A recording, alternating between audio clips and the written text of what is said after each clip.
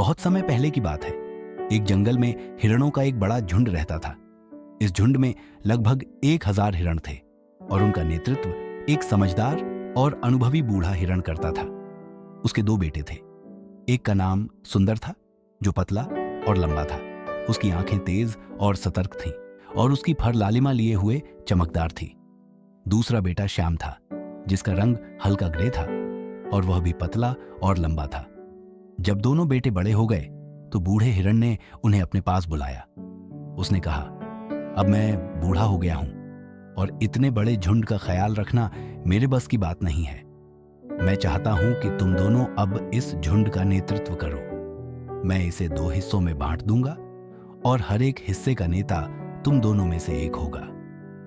पिता की बात मानते हुए झुंड को 2 हिस्सों में बांटा गया। सुंदर ने 500 हिरणों का नेतृत्व संभाला और श्याम ने बाकी 500 का। भारत में फसल कटाई के मौसम में हिरणों के लिए बड़ा खतरा होता है। चावल की फसल पूरी तरह से तैयार रहती है और हिरण उसमें घुसकर खाने से खुद को रोक नहीं पाते। किसानों को अपनी फसल बचाने के लिए गड्ढे खोदने, जमीन में नुकीले खंभे गाड़ने और पत्थर के जाल लगाने पड़ते हैं। बूढ़े हिरण ने अपने बेटों को बुलाया और कहा, यह समय बहुत खतरनाक है। मैं हमेशा इस मौसम में हिरणों को पहाड़ों की ओर ले जाता हूं, जहां वे सुरक्षित रहते हैं। जब फसल कटाई का मौसम खत्म हो जाता है तब हम वापस आते हैं। अब मैं बूढ़ा हूं और इस सफर के लिए सक्षम नहीं हूं, इसलिए तुम दोनों को झुंड को पहाड़ों तक सुरक्षित ले जाना होगा। रास्ते में सावधानी रखना और खतरे से बचना। सुंदर ने अपने झुंड को रात के समय सावधानीपूर्वक पहाड़ों की ओर ले जाना शुरू किया। वह गांवों और इंसानों से दूर रहता, केवल आधी रात को ही आगे बढ़ता।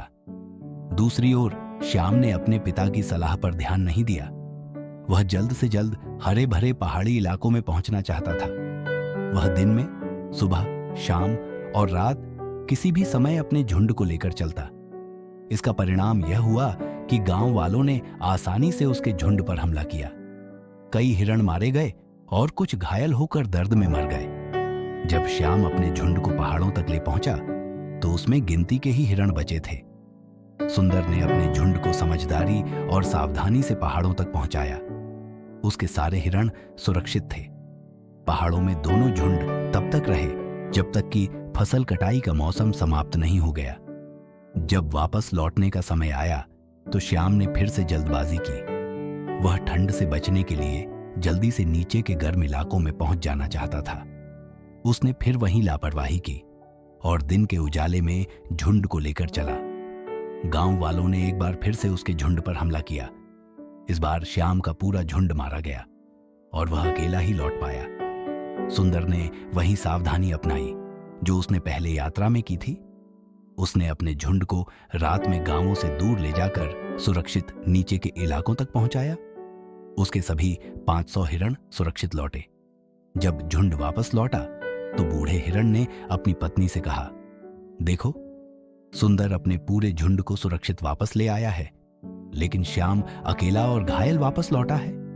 समझदार और जिम्मेदार नेता के साथ रहने वाले हमेशा सुरक्षित रहते हैं, लेकिन मूर्ख और लापरवाह नेता के साथ रहने वाले हमेशा खतरे में पड़ते हैं। कुछ समय बाद बूढ़े हिरण की मृत्यु हो गई। सुंदर को झुंड का नया नेता बनाया गया। वह लंबे समय तक झुंड का नेतृत्व करता रहा और सभी हिरण उससे प्यार और सम्मान करते थे।